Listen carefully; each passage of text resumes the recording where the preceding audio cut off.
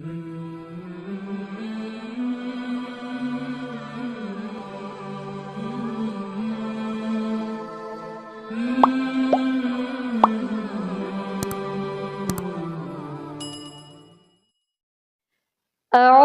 بالله من الشيطان الرجيم. بسم الله الرحمن الرحيم. إذا وقعت الواقعة ليس لوقعتها كاذبة خافضة رافعة. إذا رجت الأرض رجا وبست الجبال بسا فكانت هباء منبثا وكنتم أزواجا ثلاثة فأصحاب الميمنة ما أصحاب الميمنة وأصحاب المشأمة ما أصحاب المشأمة والسابقون السابقون أولئك المقربون في جنات النعيم. ثلة من الأولين وقليل من الآخرين على سرر موضونة متكئين عليها متقابلين. يطوف عليهم ولدان مخلدون بأكواب وأباريق وكأس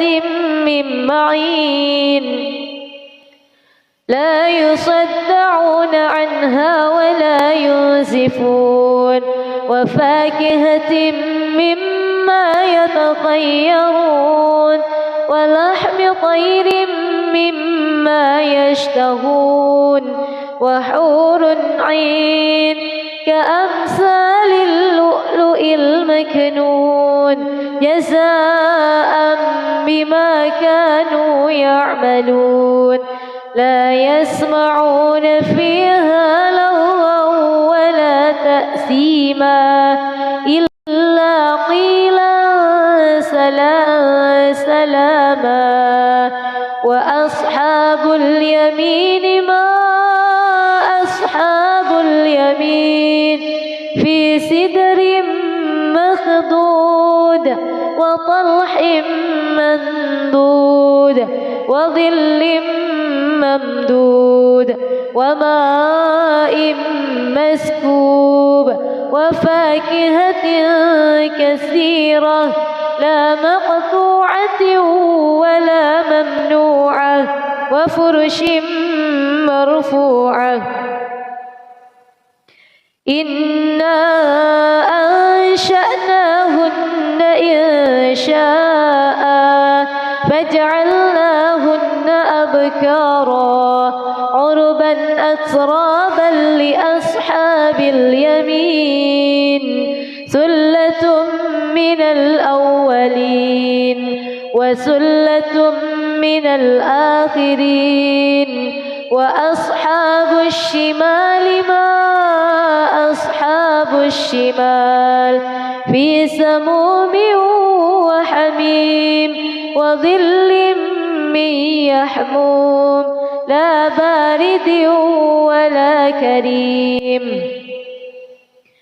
إنهم كانوا قبل ذلك مترفين وكانوا يصرون على الحنث العظيم وكانوا يقولون أإذا متنا وكنا ترابا وعظاما أإنا لمبعوثون أو آباؤنا الأولون. قل إن الأولين والآخرين لمجموعون إلى ميقات يوم معلوم. ثم إنكم أيها الضالون المكذبون لآكلون من شجر من زقوم فمالئون منها البطون فشاربون عليه من الحميم فشاربون شرب الهيم هذا نزلهم يوم الدين نحن خلقناكم فلولا تصدقون أفرأيتم ما تمنون أأنتم تخلقونه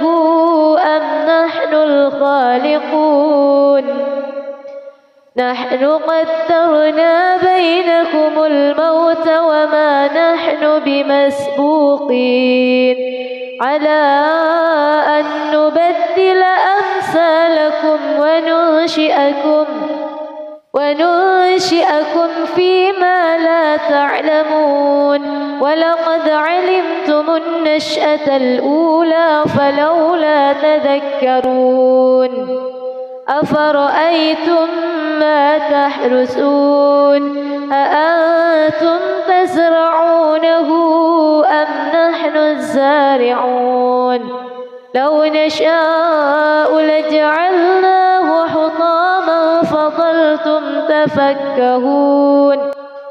إنا لمغرمون بل نحن محرومون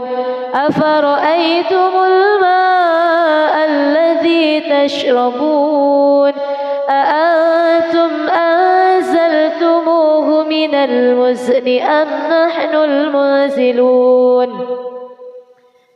لو نشاء جعلناه أجاجا فلولا تشكرون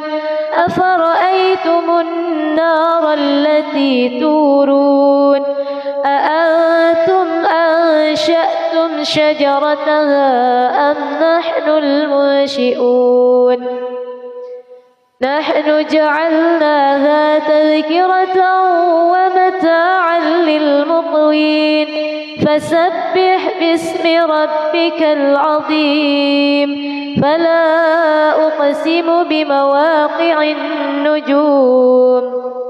وإنه لقسم لو تعلمون عظيم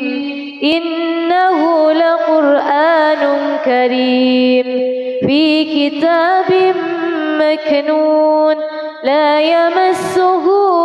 إلا المطهرون تنزيل من رب العالمين أفبهذا الحديث أنتم مدهنون وتجعلون رزقكم أنكم تكذبون فلولا إذا بلغت الحلقوم وأنتم حينئذ تنظرون ونحن أقرب إليه منكم ولكن لا تبصرون فلولا إن كنتم غير مدينين ترجعونها إن كنتم صادقين فأما إن كان من المقربين فروح وريحان وجنة نعيم وأما إن كان من أصحاب اليمين فسلام لك من أصحاب اليمين وأما إن كان من المكذبين الضالين فنزل من حميم وتصلية جحيم إن هذا لهو حق اليقين فسبح باسم ربك العظيم بسم الله الرحمن الرحيم ياسين والقرآن الحكيم إنك لمن المرسلين على صراط الحطيم تنزيل العزيز الرحيم لتنذر قوما ما أنذر آباؤهم فهم غافلون لقد حق القول على أكثرهم فهم لا يؤمنون إنا جعلنا في أعناقهم أغلالا فهي إلى الأذقان فهم مقمحون وجعلنا من بين أيديهم سدا ومن خلفهم سدا فأغشيناهم فهم لا يبصرون وسواء عليهم أأنذرتهم أم لم تنذرهم لا يؤمنون إنما تنذر من اتبع الذكر وخشي الرحمن بالغيب فبشره بمغفرة وأجر كريم إنا نحن نحيي الموتى ونكتب ما قدموا وآثارهم وكل شيء أحصيناه في إمام مبين واضرب لهم مثلا أصحاب القرية إذ جاءها المرسلون إذ أرسلنا إليهم اثنين فكذبوهما فعززنا بثالث فقالوا إنا إليكم مرسلون قالوا ما أنتم إلا بشر مثلنا وما أنزل الرحمن من شيء إن أنتم إلا تكذبون قالوا ربنا يعلم إنا إليكم لمرسلون وما علينا إلا البلاغ المبين قالوا إنا تطيرنا بكم لئن لم تنتهوا لنرجمنكم وليمسنكم منا عذاب أليم قالوا طائركم معكم أئن ذكرتم بل أنتم قوم مسرفون وجاء من أقصى المدينة رجل يسعى قال يا قوم اتبعوا المرسلين اتبعوا من لا يسألكم أجرا وهم مهتدون وما لي لا أعبد الذي فطرني وإليه ترجعون أأتخذ من دونه آلهة إن يردني الرحمن بضر لا تغن عني شفاعتهم شيئا ولا ينقذون إني إذا لفي ضلال مبين إني آمنت بربكم فاسمعون قيل ادخل الجنة قال يا ليت قومي يعلمون بما غفر لي ربي وجعلني من المكرمين وما أنزلنا على قومه من بعده من جند من السماء وما كنا منزلين إن كانت إلا صيحة واحدة فإذا هم خامدون حامدون يا حسرة على العباد ما يأتيهم من رسول إلا كانوا به يستهزئون ألم يروا كم أهلكنا قبلهم من القرون أنهم إليهم لا يرجعون وإن كل لما جميع لدينا محضرون وآية لهم الأرض الميتة أحييناها وأخرجنا منها حبا فمنه يأكلون وجعلنا فيها جنات من نخيل وأعناب وفجرنا فيها من العيون ليأكلوا من ثمره وما عملته أيديهم أفلا يشكرون سبحان الذي خلق الأزواج كلها مما تنبت الأرض ومن أنفسهم ومما لا يعلمون وآية لهم الليل نسلخ منه النهار فإذا هم مظلمون والشمس تجري لمستقر لها ذلك تقدير العزيز العليم والقمر قدرناه منازل حتى عاد كالعرجون القديم لا الشمس ينبغي لها أن تدرك القمر ولا الليل سابق النهار وكل في فلك يسبحون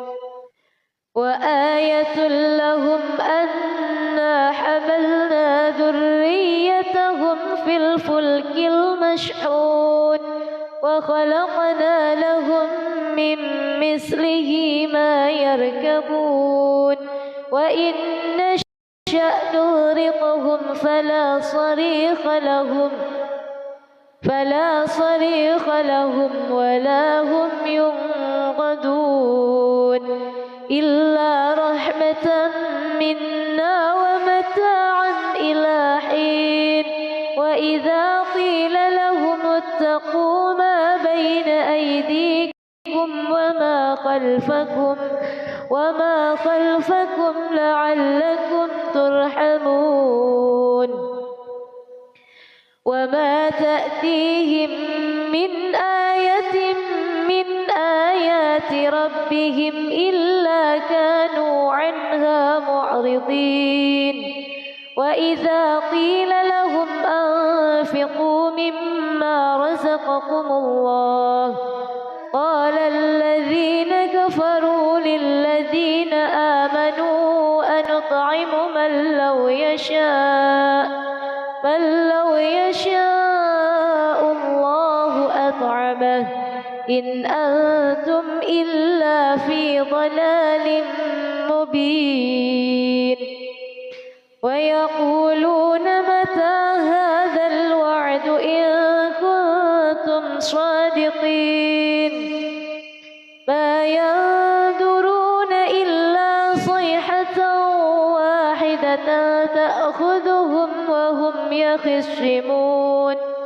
فلا يستطيعون توصية ولا إلى أهلهم يرجعون ونفخ في الصور فإذا هم من الأجداث إلى ربهم ينسلون قالوا يا ويلنا من بعثنا من مرقدنا هذا ما وعد الرحمن وصدق المرسلون إن كانت إلا صيحة واحدة فإذا هم جميع جميع لدينا محضرون فاليوم لا تظلم نفس شيئا ولا تجزون إلا ما كنتم تعملون إن أصحاب الجنة اليوم في شغل فاكهون هم وأزواجهم في ظلال على الأرائك متكئون لهم فيها فاكهة ولهم ما يدعون سلام قولا من رب رحيم وامتازوا اليوم أيها المجرمون ألم أعهد إليكم يا بني آدم ألا تعبدوا الشيطان إنه لكم عدو مبين وأن اعبدوني هذا صراط مستقيم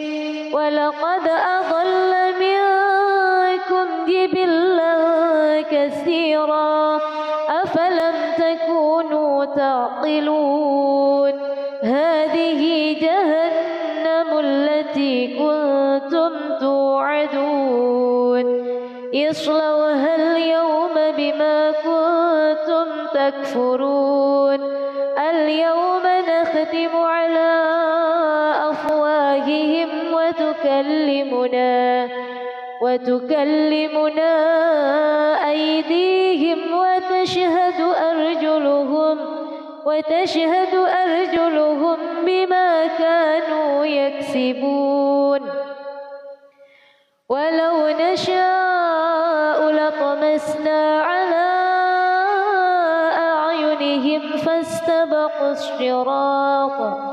فاستبقوا الصراط فأنى يبصرون ولو نشاء لمسخناهم على مكانتهم فما استطاعوا مضيا ولا يرجعون ومن نعمره ننكسه في الخلق أفلا يعقلون وما علمناه الشعر وما ينبغي له إن هو إلا ذكر وقرآن مبين لينذر من كان حيا ويحق القول على الكافرين أولم يروا أنا خلقنا لهم مما عملت أيدينا أنعاما فهم لها مالكون وذللناها لهم فمنها ركوبهم ومنها يأكلون ولهم فيها منافع ومشارب أفلا يشكرون واتخذوا من دون الله آلهة لعلهم ينصرون لا يستطيعون نصرهم وهم لهم جند محضرون فلا يحزنك قولهم إنا نعلم ما يسرون وما يعلنون أولم ير الإنسان أنا خلقناه من نطفة فإذا هو خصيم مبين وضرب لنا مثلا ونسي خلقه قال من يحيي العظام وهي رميم قل يحييها الذي أنشأها أول مرة وهو بكل خلق عليم الذي جعل لكم من الشجر الأخضر نارا فإذا أنتم منه توقدون أوليس الذي خلق السماوات والأرض بقادر على أن يخلق مثلهم بلى وهو الخلاق العليم إنما أمره إذا أراد شيئا أن يقول له كن فيكون فسبحان الذي بيده ملكوت كل شيء وإليه ترجعون بسم الله الرحمن الرحيم ألف لام را كتاب أنزلناه إليك لتخرج الناس من الظلمات إلى النور بإذن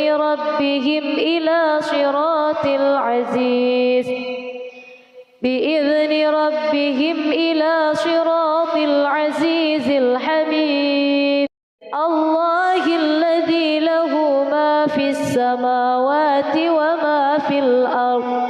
وويل للكافرين من عذاب شديد الذين يستحبون الحياة الدنيا على الآخرة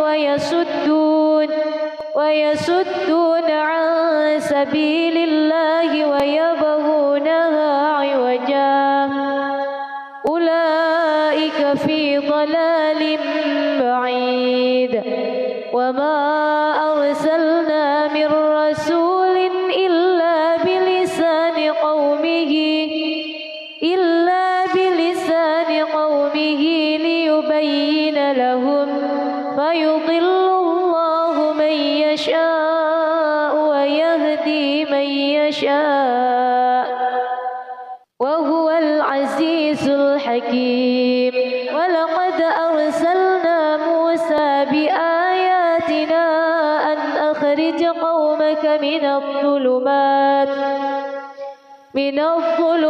إلى النور وذكرهم بأيام الله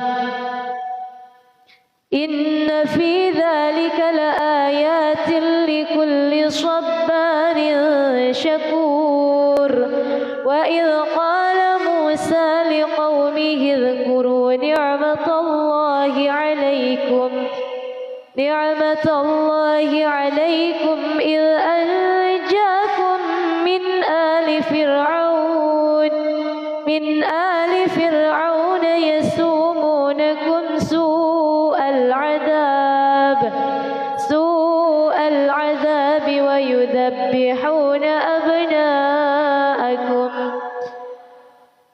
ويذبحون أبناءكم ويستحيون نساءكم وفي ذلكم بلاء من ربكم عظيم وإذ تأذن ربكم لئن شكرتم لأزيدنكم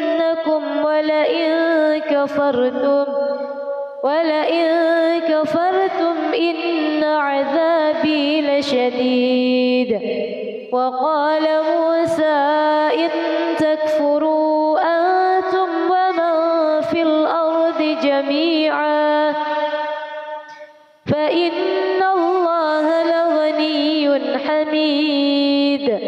ألم يأتكم نبأ الذين من قبلكم قوم نوح وعاد وثمود والذين من بعدهم لا يعلمهم إلا الله جاءتهم رسلهم بالبينات فردوا أيديهم في أفواههم وقالوا إنا كفرنا بما أرسلتم أنتم به وإنا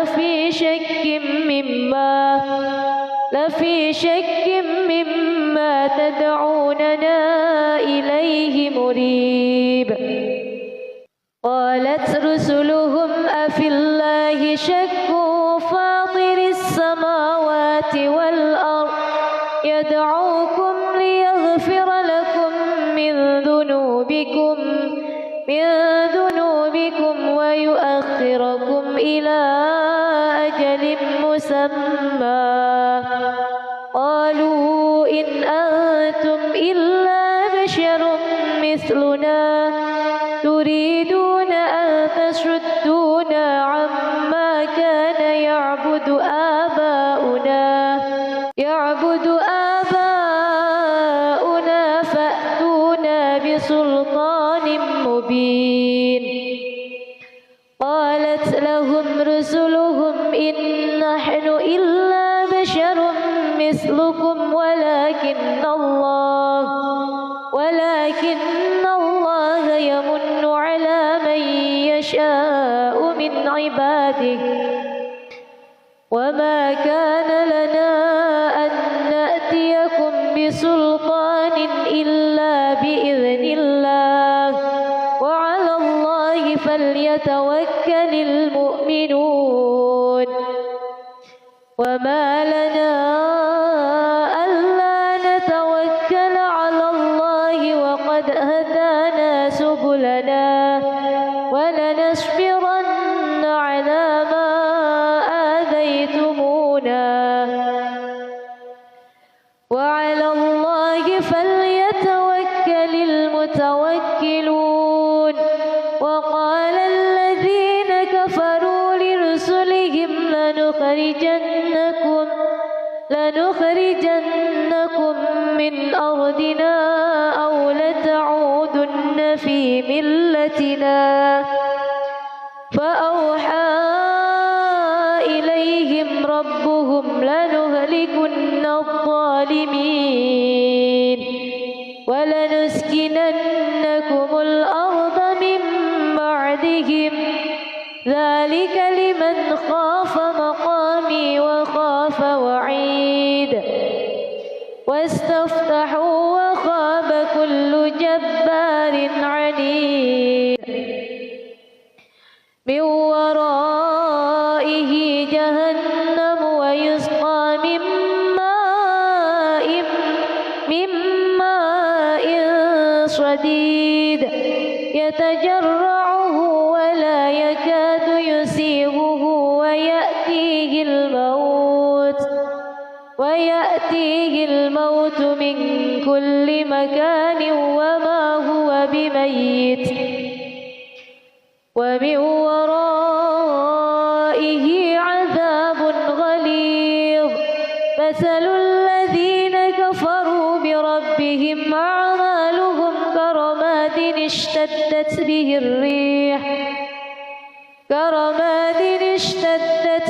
الريح في يوم عاصف لا يقدرون مما كسبوا على شيء ذلك هو الضلال البعيد. ألم تر أن الله خلق السماوات والأرض بالحق إن يشأ يذهبكم ويأتي بخلق جديد وما ذلك على الله بعزيز. وبرزوا لله جميعا فقال الضعفاء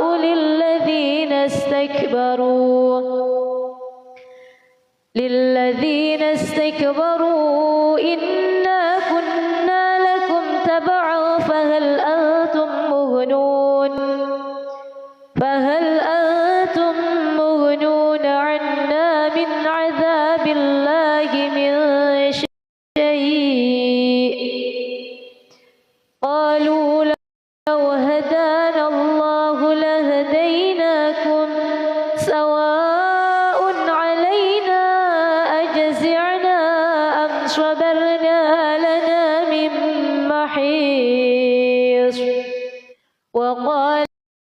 الشيطان لما قضي الأمر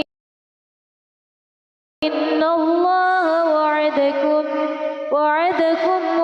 الحق ووعدتكم فأخلفتكم وما كان لي عليكم من سلطان إلا أن دعوتكم فاستجبتم لي فلا تلوموني ولوموا أنفسكم ما أنا بمصرخكم وما أنتم بمصرخي إني كفرت بما أشركتمون من قبل إن الظالمين لهم عذاب أليم وأدخل الذين آمنوا وعملوا الصالحات جنات تجري من تحتها الأنهار خالدين فيها بإذن ربهم تحيتهم فيها سلام ألم تر كيف ضرب الله مثلا كلمة طيبة كشجرة طيبة أصلها ثابت وفرعها في السماء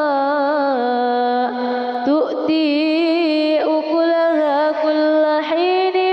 بإذن ربها ويضرب الله الأمثال للناس لعلهم يتذكرون ومثل كلمة خبيثة كشجرة خبيثة اجتثت من فوق الأرض ما لها من قرار يثبت الله الذين آمنوا بالقول الثابت في الحياة الدنيا وفي الآخرة ويضل الله الظالمين ويفعل الله ما يشاء ألم تر إلى الذين بدلوا نعمة الله كفرا وأحلوا قومهم دار البوار جهنم يصلونها وبئس القرار وجعلوا لله أندادا ليضلوا عن سبيله قل تمتعوا فإن مصيركم إلى النار قل لعبادي الذين آمنوا يقيموا الصلاة وينفقوا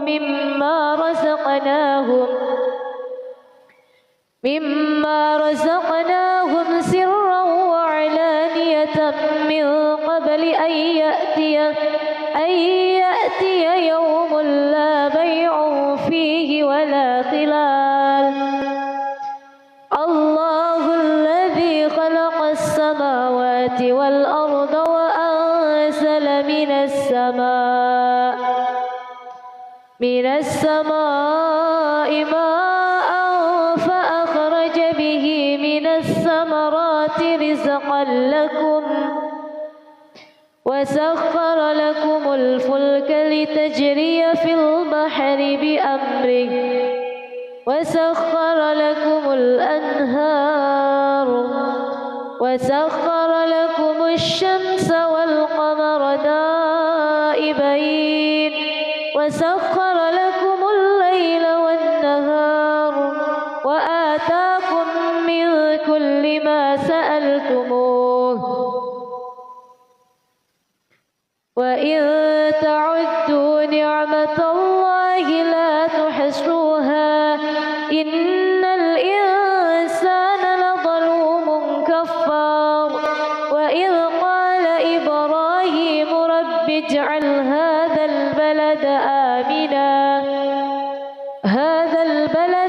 آمنا واجنبني وبني أن نعبد الأصنام رب إنهن أضللن كثيرا من الناس فمن تبعني فإنه مني ومن عصاني فإنك غفور رحيم ربنا إني أسكنت من ذريتي بواد غير ذي زرع عند بيتك المحرم ربنا ليقيموا الصلاة فاجعل أفئدة من الناس تهوي إليهم ارزقهم من الثمرات لعلهم يشكرون ربنا إنك تعلم ما نخفي وما نعلن وما يخفى على الله من شيء في الأرض ولا في السماء الحمد لله الذي وهب لي على الكبر إسماعيل وإسحاق إن ربي لسميع الدعاء رب اجعلني مقيم الصلاة ومن ذريتي ربنا وتقبل دعاء ربنا اغفر لي ولوالدي وللمؤمنين يوم يقوم الحساب ولا تحسبن الله غافلا عما يعمل الظالمون إنما يؤخرهم ليوم تشخص فيه الأبصار مهطعين مقنعي رؤوسهم لا يرتد إليهم طرفهم وأفئدتهم هواء وأنذر الناس يوم يأتيهم العذاب فيقول الذين ظلموا ربنا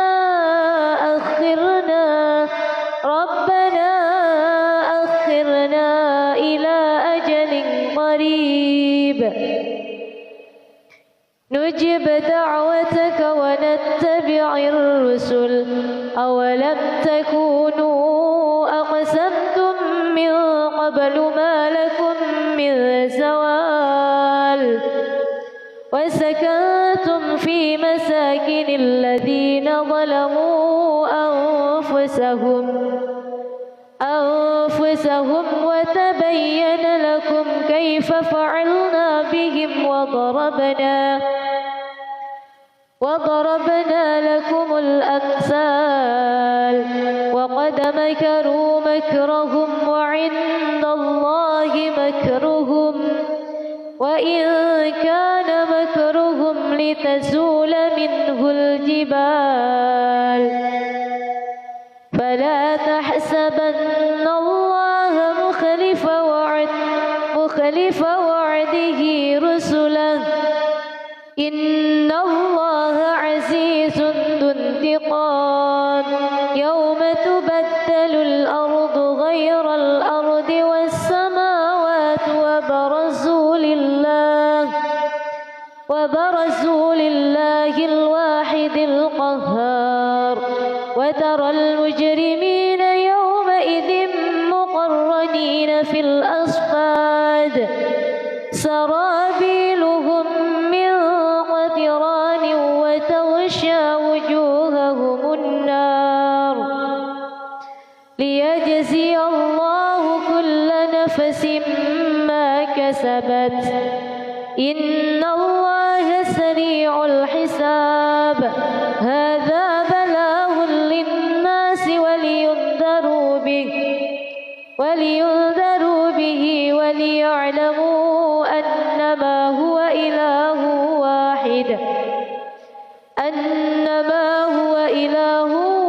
واحد وليذكر أولو الألباب. بسم الله الرحمن الرحيم. الرحمن علم القرآن خلق الإنسان علمه البيان. الشمس والقمر بحسبان والنجم والشجر يسجدان والسماء رفعها ووضع الميزان ألا تطغوا في الميزان وأقيموا الوزن بالقسط ولا تخسروا الميزان والأرض وضعها للأنام فيها فاكهة والنخل ذات الأكمام والحب ذو العصف والريحان. فبأي آلاء ربكما تكذبان؟ خلق الإنسان من صلصال كالفخار وخلق الجان من مارج من نار. فبأي آلاء ربكما تكذبان؟ رب المشرقين ورب المغربين. فبأي آلاء ربكما تكذبان؟ مرج البحرين يلتقيان بينهما برزخ لا يبغيان. فبأي آلاء ربكما تكذبان؟ يخرج منهما اللؤلؤ والمرجان. فبأي آلاء ربكما تكذبان؟ وله الجوار المنشآت في البحر كالأعلام. فبأي آلاء ربكما تكذبان؟ كل من عليها فان ويبقى وجه ربك ذو الجلال والإكرام. فبأي آلاء ربكما تكذبان؟ يسأله من في السماوات والأرض كل يوم هو في شأن. فبأي آلاء ربكما تكذبان؟ سنفرغ لكم أيها الثقلان. فبأي آلاء ربكما تكذبان؟ يا معشر الجن والإنس إن استطعتم أن تنفذوا من أقطار السماوات والأرض فانفذوا لا تنفذون إلا بسلطان. فبأي آلاء ربكما تكذبان؟ يرسل عليكما شواظ من نار ونحاس فلا تنتشران. فبأي آلاء ربكما تكذبان؟ فإذا انشقت السماء فكانت وردة كالدهان. فبأي آلاء ربكما تكذبان؟ فيومئذ الإنس ولا جان. فبأي آلاء ربكما تكذبان؟ يعرف المجرمون بسيماهم فيؤخذ بالنواصي والأقدام. فبأي آلاء ربكما تكذبان هذه جهنم التي يكذب بها المجرمون يطوفون بينها وبين حميم آن فبأي آلاء ربكما تكذبان ولمن خاف مقام ربه جنتان فبأي آلاء ربكما تكذبان ذواتا أفنان فبأي آلاء ربكما تكذبان فيهما عينان تجريان فبأي آلاء ربكما تكذبان فيهما من كل فاكهة زوجان فبأي آلاء ربكما تكذبان متكئين على فرش بطائنها من استبرق وجنى الجنتين دان فبأي آلاء ربكما تكذبان فيهن قاصرات الطرف لم يطمثهن إنس قبلهم ولا جان فبأي آلاء ربكما تكذبان كأنهن الياقوت والمرجان فبأي آلاء ربكما تكذبان هل جزاء الإحسان إلا الإحسان فبأي آلاء ربكما تكذبان ومن دونهما جنتان فبأي آلاء ربكما تكذبان مدهامتان فبأي آلاء ربكما تكذبان فيهما عينان نضاختان فبأي آلاء ربكما تكذبان فيهما فاكهة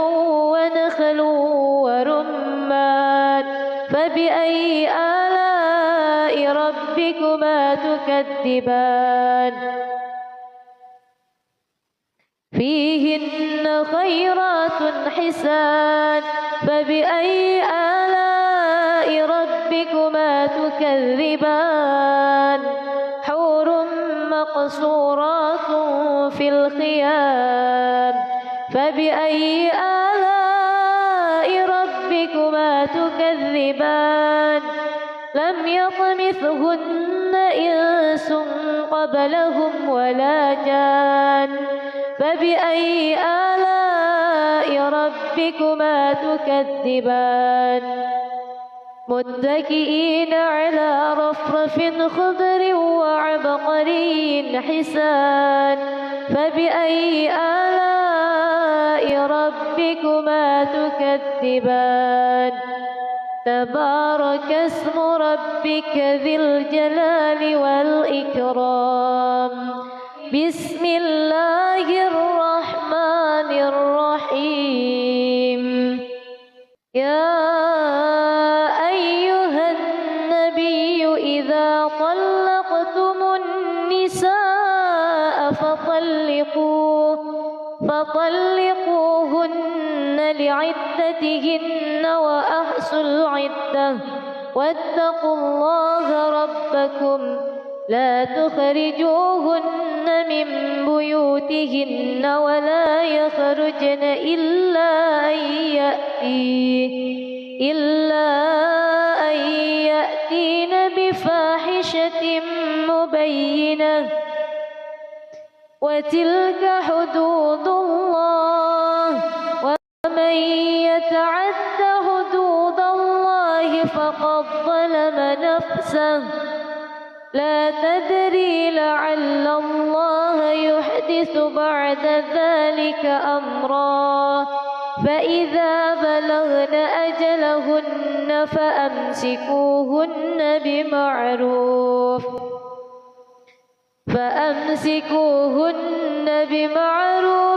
أو فارقوهن بمعروف وأشهدوا ذوي عدل منكم وأقيموا الشهادة لله ذلكم يوعظ به من كان يؤمن بالله واليوم الآخر ومن يتق الله يجعل له مخرجا ويرزقه من حيث لا يحتسب ومن يتوكل على الله فهو حسبه إن الله بالغ أمره قد جعل الله لكل شيء قدرا واللائي يئسن من المحيض من نسائكم إن ارتبتم فعدتهن ثلاثة أشهر واللائي لم يحض وأولاة الأحمال أجلهن أن يضعن حملهن ومن يتق الله يجعل له من أمره يسرا ذلك أمر الله أنزله إليكم ومن يتق الله يكفر عنه سيئاته ويعظم له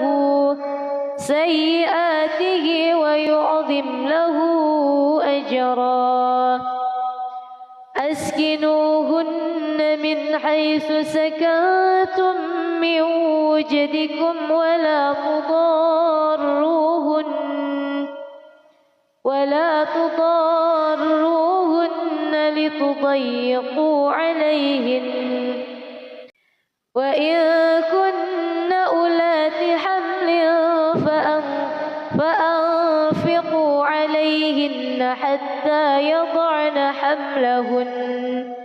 فإن أرضعن لكم فآتوهن أجورهن وأتمروا بينكم بمعروف وإن تعاسرتم فسترضع له أخرى لينفق ذو سعة من سعته ومن قدر عليه رزقه فلينفق مما آتاه الله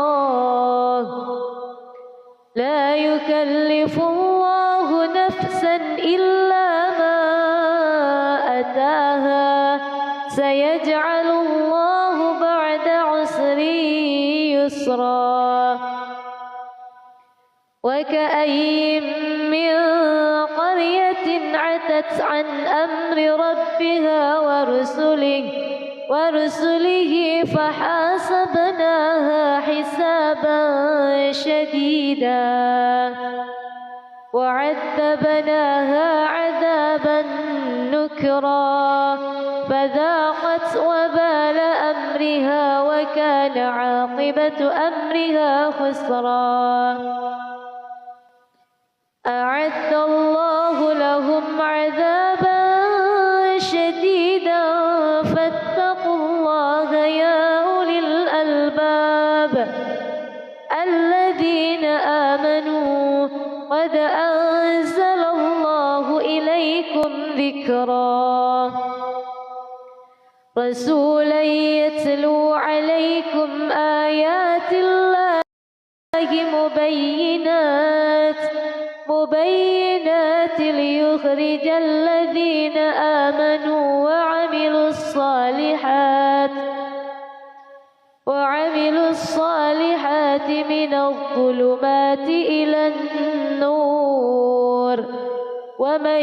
يؤمن بالله ويعمل صالحا يدخله جنات تجري من تحتها الأنهار خالدين فيها أبدا قد أحسن الله له رزقا الله الذي خلق 7 سماوات ومن الأرض مثلهن يتنزل الأمر بينهن لتعلموا أن الله على كل شيء قدير وأن الله قد أحاط بكل شيء علما.